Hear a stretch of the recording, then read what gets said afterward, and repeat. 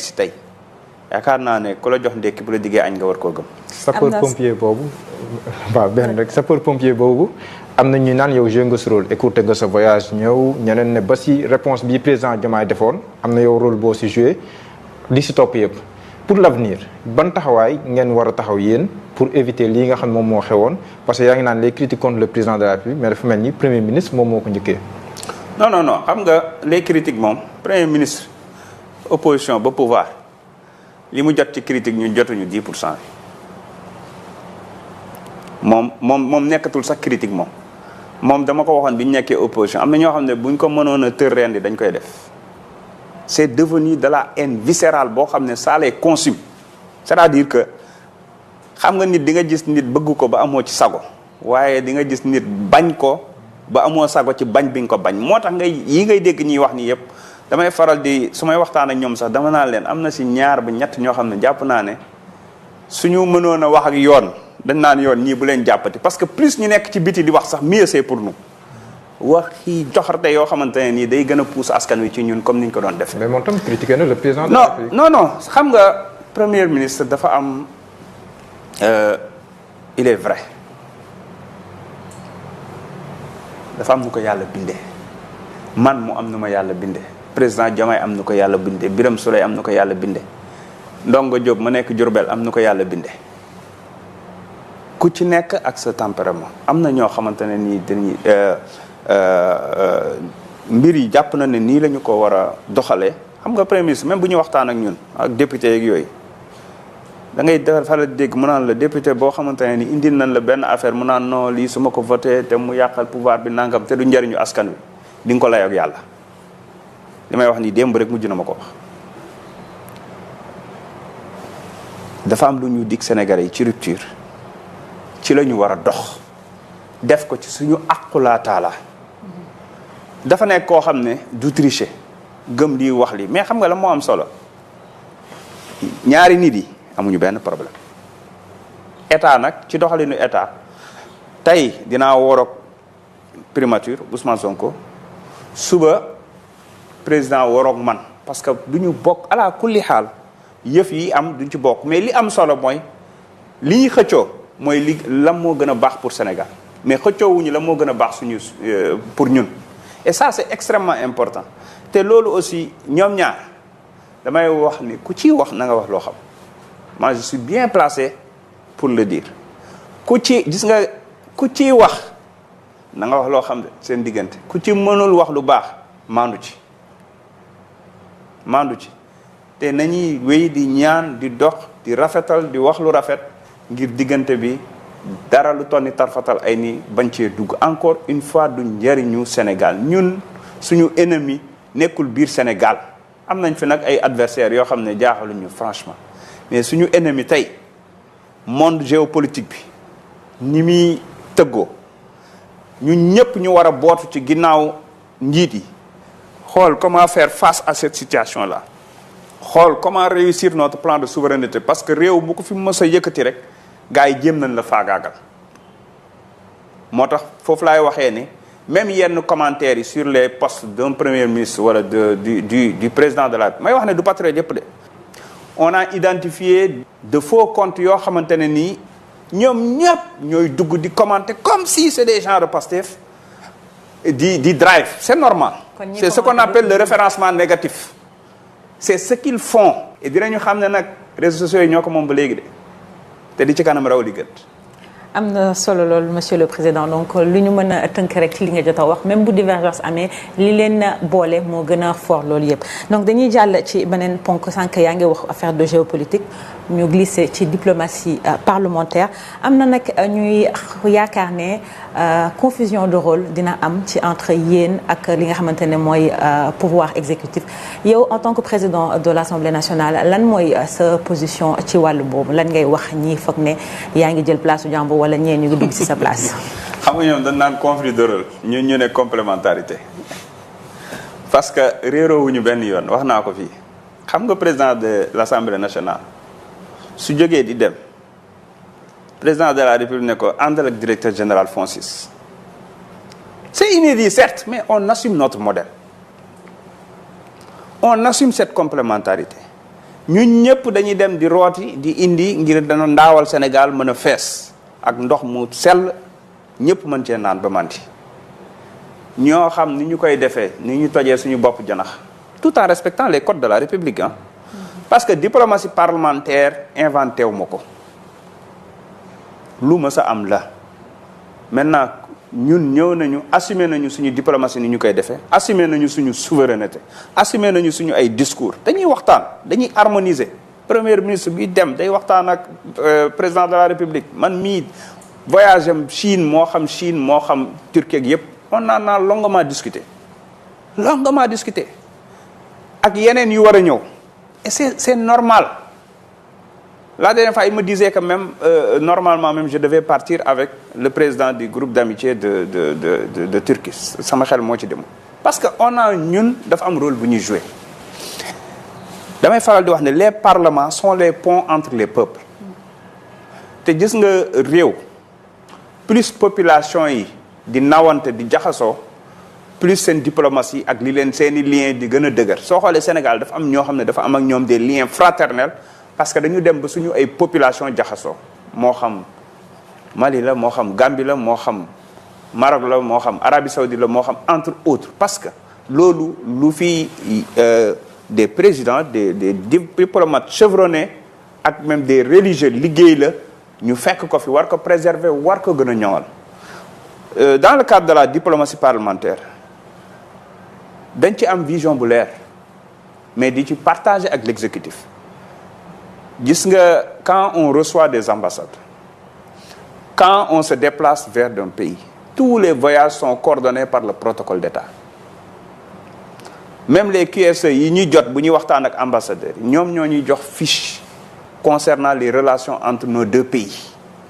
parce que nag discours Pastef ak projet Pastef dégg naa ko lool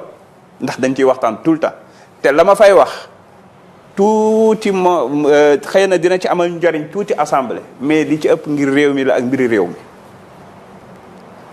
parce que waxuma sama waxu bopp li may wax projet bi la ak fiche yi nga xam ne ñi ma koy jox ils sont dans l'exécutif te complémentarité boobu ça ne fait que damay faral di wax ne président Diomaye moom mooy xàll yoon wi gësëm garab yi premier ministre dem récolter ji ñun dañuy dem gën a unifier gën a dëgëral loolu kese la moo tax amul benn yoon réeroo ci suñu biir nit ñi nag mën nañoo wax ñu ne waaw moom daf mel ni ñaari président ñoo am ci réew mi nangam sangam su ma leen waxoon su ma ko waxee président Diomaye li may tontu du baax parce que ñi ñee sonn rek waaye ñun day wax dëgg fa yàlla amuñu benn problème te réeroo wuñ benn yoon nag ci li ñuy def man sama équipe bi ma yor fii nii ci wàllum protocole coopération et cetera c'est des agents des affaires étrangères ñooñu lañ détaché indi leen fii di donc il y a aucun souci l'Assemblée nationale a une commission des affaires étrangères donc ce rôle là dañu koy jouer ba mu mat.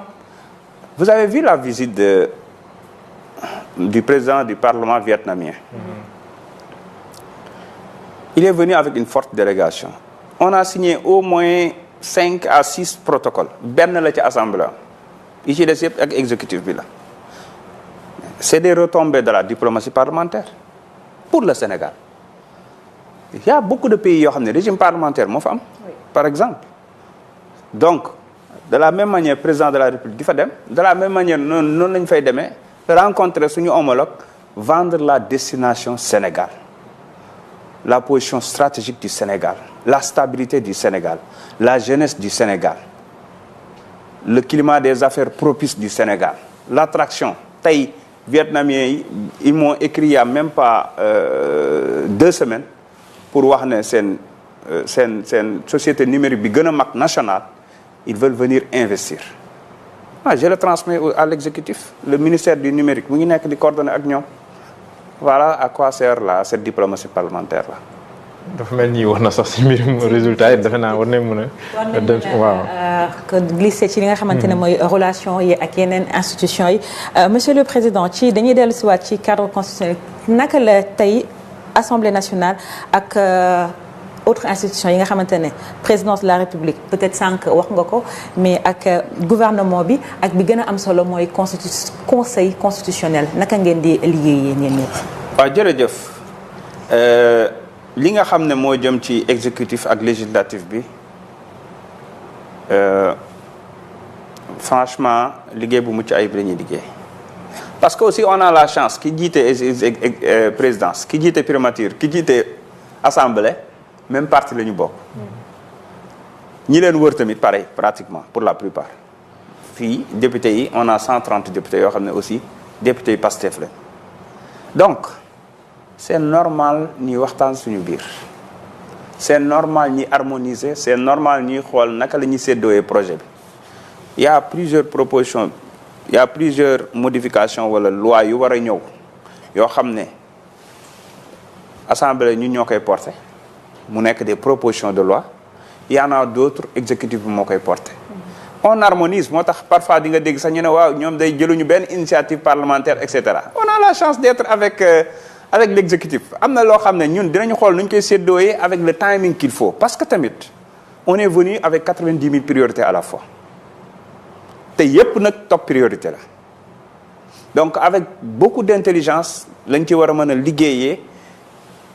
ngir mën a être efficace pragmatique réaliser li ñu bëgg a réaliser à partir de cette session-là parce que ñi ngi liggéey daanaka ñun jëluñu vacances parlementaires ce n'est que de nom waxoon naa leen ko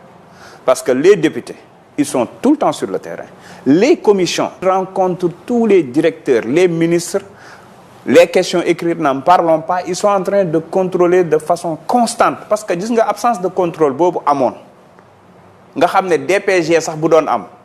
li may wax nii DPG bu doon am les députés primature lan daan yendu di préparer DPG bi ak questions yeeg yooyu ce qui n'est pas le cas chez nous rupture dafa am ci fànn yépp de liggéey boobu ñuy def relation boobu ñu am d'abord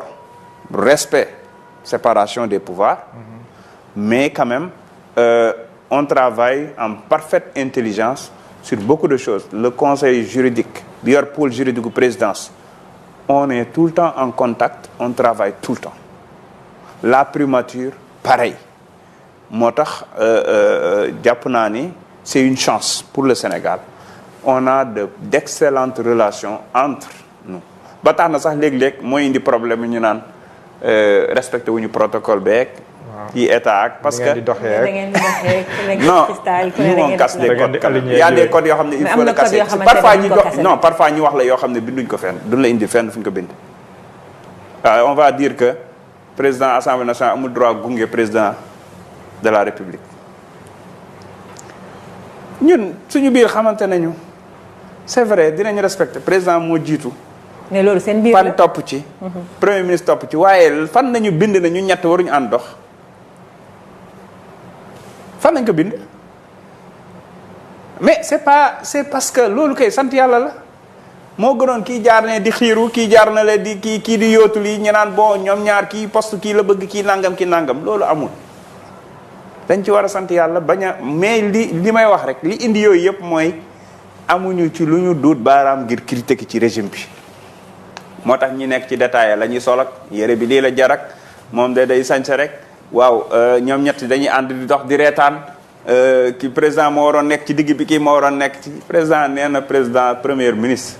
chaise bi bu ko xool xulli ko te ñoo noppalu kon.